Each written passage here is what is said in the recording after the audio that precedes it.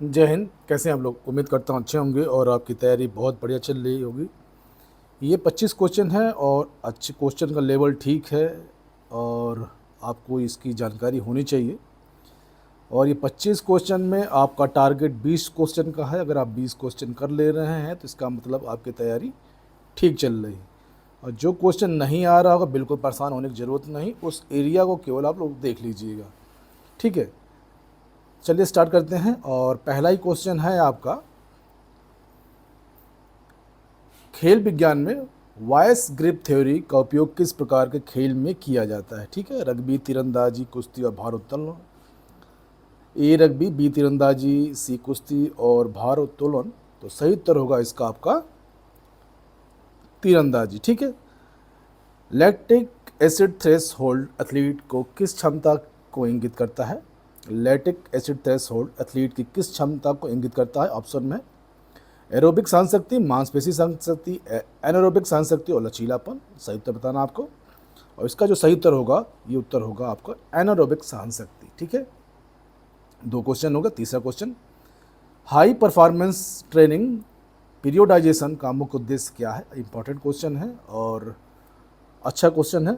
ए workload की नियमित करना और इमोशनल तनाव को घटाना, चोटों से बचाव करना और अभ्यास को विधिता देना। सही उत्तर होगा इसका आपका वर्कलोड को नियमित करना। ठीक है, चौथा क्वेश्चन, एथलीट प्रदर्शन में इलेक्ट्रोमायोग्राफी किसका अध्ययन करता है? इलेक्ट्रोमायो मतलब होता कभी भी होगा जहाँ मायो लग जाएगा, इसका मतलब वहाँ पे मसल से संबंधित कोई चीज़ है। हड्डियों का घनत्व, मांसपेशियों की विद्युत गतिविधि, हृदय की धड़कन और ऑक्सीजन खपत। तो मायो है तो मसल से संबंधित, इसका उत्तर होगा बी, मांसपेशियों की विद्युत गतिविधि। ठीक है, question number 5, ventilatory threshold athlete की किस क्षमता से संबंधित है? दौड़ने की गति और श्वास नियंत्रण, हृदय गति और न्यूरोमस्कुलर क्षमता। तो सही उत्तर इसका क्या होगा? इसका सही जो उत्तर होगा वो आपका श्वसन नियंत्रण। ठीक है, वेंटिलेटरी है। क्वेश्चन नंबर 6 है, खेल प्रदर्शन में आकलन में बायोमैकेनिकल विश्लेषण का मुख्य उपयोग क्या होता है? मानसिक तनाव को मापना, गति और बल की गतिशीलता को समझना, हार्मोनल संतुलन को जांचना, मांसपेशी में वृद्धि। तो यहाँ पर खेल प्रदर्शन की बात हो रही है। ठीक है, तो खेल प्रदर्शन आकलन बायोमैकेनिकल क्या होता है, पहले बस ये जानकारी कर लीजिए। और किससे संबंधित है? तो ये गति और बल की गतिशीलता से संबंधित है। ठीक है, तो इसका उत्तर जो होगा आपका गति और बल की गतिशीलता को समझना। हाइपोक्सिक ट्रेनिंग किस उद्देश्य से की जाती है? अच्छा क्वेश्चन है। हाइपोक्सिक ट्रेनिंग किस उद्देश्य से की जाती है? मांसपेशियों की ताकत बढ़ाने के लिए, एरोबिक क्षमता को बढ़ाने के लिए, लचीलापन सुधारने के लिए या मानसिक दृढ़ता बढ़ाने के लिए। और सही उत्तर होगा इसका आपका क्वेश्चन नंबर 7 का एरोबिक क्षमता बढ़ाने के लिए। ठीक है, जब कोई एथलीट्स प्रायोमेट्रिक एक्सरसाइज करता है तो उसका उद्देश्य क्या होता है, ये पूछ रहा है। अच्छा क्वेश्चन है।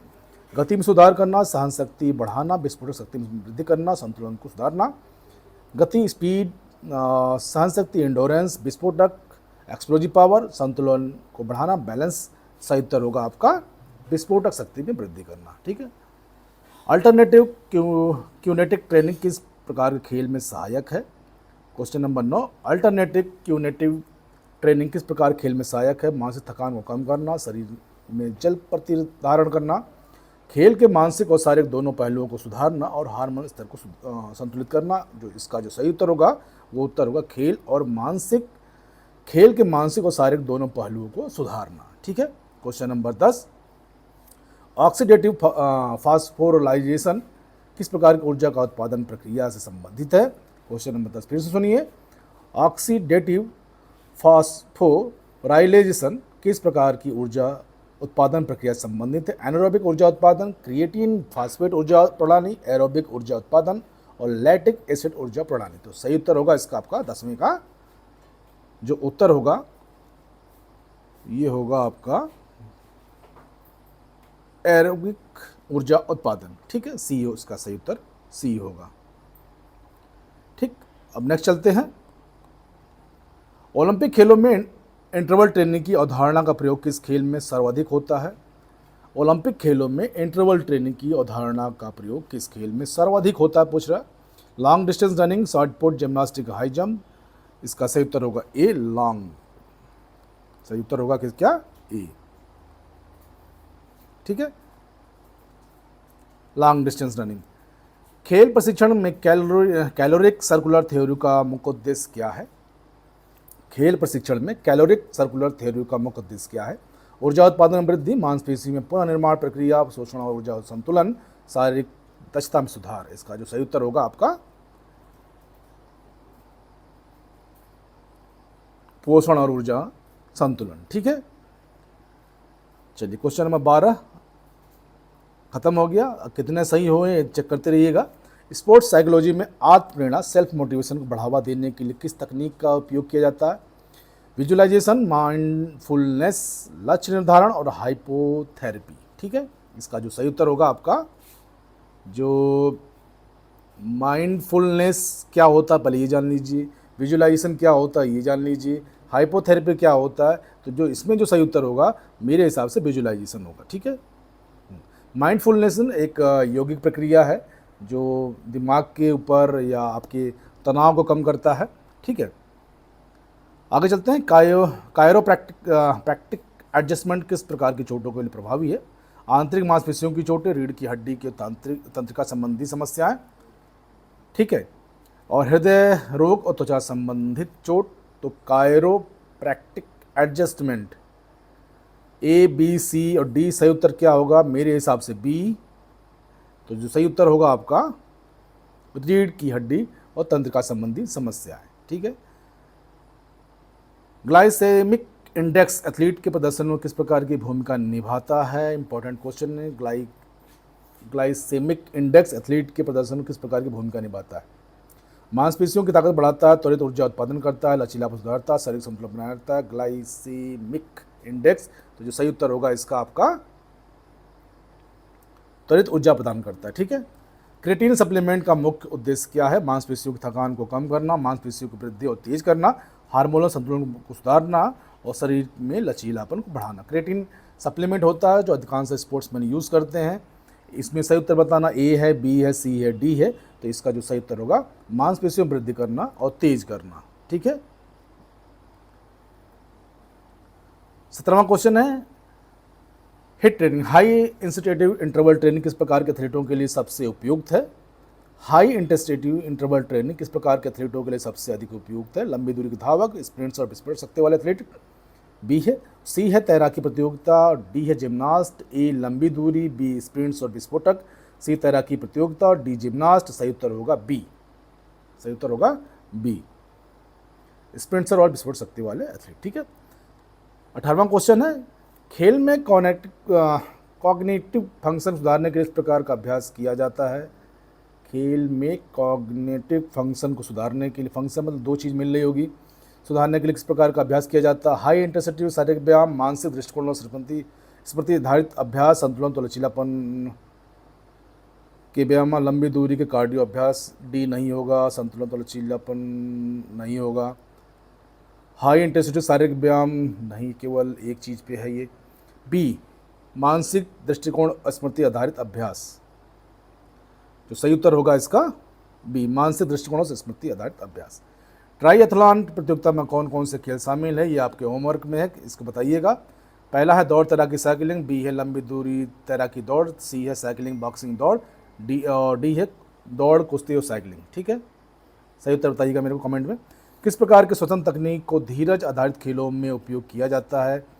किस प्रकार श्वसन में तकनीक में धीरज में एंडोरेंस आधारित खेलों में उपयोग किया जाता है? Diaphragmatic breathing, inhaled oxygen, short breathing, burst breathing और नोजल ब्रीथिंग। नोजल ब्रीथिंग नहीं होगा, शॉर्ट ब्रेस्ट ब्रीथिंग नहीं होगा, इनहेल्ड ऑक्सीजन नहीं होगा। डायफ्रामेटिक मतलब होता है जब आप सांस लेते हैं तो आपका डायाफ्राम के ऊपर ये स्पेंड होता है। ठीक है, फूलता है। तो इसका उत्तर यही होना चाहिए मेरे हिसाब से। तो जो सही उत्तर होगा आपका डायाफ्रामिक ब्रीथिंग। ठीक है, इसको करके महसूस करिएगा। अल्टरनेट थेरेपी किस प्रकार की तकनीक का उपयोग किया जाता है? अल्टरनेट थेरेपी पूछ रहा है, मतलब कि पारंपरिक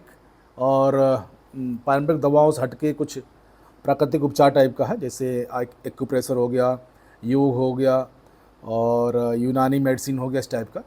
पारंपरिक दवा, प्राकृतिक उपचार, मानसिक स्थिरता और ध्यान और बिजली चिकित्सा। तो जो सही उत्तर होगा इसका आपका प्राकृतिक उपचार। ठीक है। 22वां क्वेश्चन, बायो फीडबैक तकनीक का उपयोग किस प्रकार किया जाता है? एथलीट की मानसिक स्थिति को सुधारने के लिए, शारीरिक थकान को कम करने के लिए, श्वसन प्रणाली को मापने के लिए, मांसपेशी रिकवरी के लिए। तो मांसपेशी रिकवरी के लिए है ही नहीं, श्वसन प्रणाली की कोई काम ही नहीं है इसमें। बाइक फीडबैक ले रहे हैं, शारीरिक थकान कम करने, एथलीट की मानसिक स्थिति सुधारने के लिए की। इसका सही उत्तर होगा ए। ठीक है, क्योंकि फीडबैक लिया जा रहा है यहाँ पे। न्यूरोमस्कुलर सिस्टम किसका अध्ययन करता है? न्यूरोमस्कुलर सिस्टम मांसपेशियों और तंत्रिका के बीच संचार, केवल मांसपेशियों का अध्ययन, हड्डियों का स्नायु बंधन का अध्ययन और मानसिक स्थिति को अध्ययन। मानसिक स्थिति नहीं होगा, हड्डी और स्नायु बंधन लिगामेंट्स कोई काम ही नहीं है, केवल मांसपेशियों का अध्ययन नहीं है। न्यूरोमस्कुलर पूछ रहा है, इसमें तो एक होगा मांसपेशी और तंत्रिका तंत्र के बीच संचार। ठीक है, इसका जो सही उत्तर होगा ए, मांसपेशी और तंत्रिका तंत्र के बीच संचार। ठीक है। खेल के दौरान शारीरिक तनाव कम करने के लिए किस रणनीति का उपयोग किया जाता है? खेल के दौरान शारीरिक तनाव कम करने के लिए किस रणनीति का उपयोग किया जाता है? ए, माइंडफुलनेस, कार्ब लोडिंग नहीं, पानी की मात्रा को बढ़ाना नहीं, और रिफ्लेक्सोलॉजी नहीं। माइंडफुलनेस में पहले बताया था, ये योग प्रक्रिया है एक, और इसमें आपके ब्रीथिंग सांस के ऊपर ध्यान लगाया जाता है। ठीक है, और खाली जगह आप 10 मिनट टहलिए और सांस पे ब्रीथिंग पे ध्यान लीजिए, तो उससे काफ़ी शारीरिक थकान कम होती है। ठीक है, तनाव कम होता है।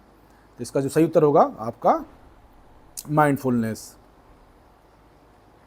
ठीक है, अब नेक्स्ट चलते हैं, लास्ट क्वेश्चन है, ओवर ट्रेनिंग सिंड्रोम का सबसे सामान्य लक्षण क्या है? ओवर ट्रेनिंग सिंड्रोम का सबसे सामान्य लक्षण क्या है? थकावट और चोटों से बढ़ाना, वजन में अचानक कमी, मांसपेशियों में अत्यधिक वृद्धि, मांस संतुलन का बिगड़ना। ठीक है, ओवर ट्रेनिंग पूछ रहा है, तो इसमें जो चिड़चिड़ापन होता है स्पोर्ट्समैन को, और उसका फेस डल हो जाएगा, उसकी परफॉर्मेंस में डाउन होगा। तो सही उत्तर होगा इसका आपका करेक्ट आंसर आपका थकावट और चोटों को बढ़ाना। ठीक है, तो इस तरह आपके ये 25 क्वेश्चन हो गए। अब आपको कमेंट में देना कितने आप सही कर रहे हैं। मेरे अनुसार आपको 20 के आसपास पहुंचना चाहिए। इसके साथ ही जय हिंद, जय भारत, खुश रहिए, स्वस्थ रहिए, मस्त रहिए और अपनी तैयारी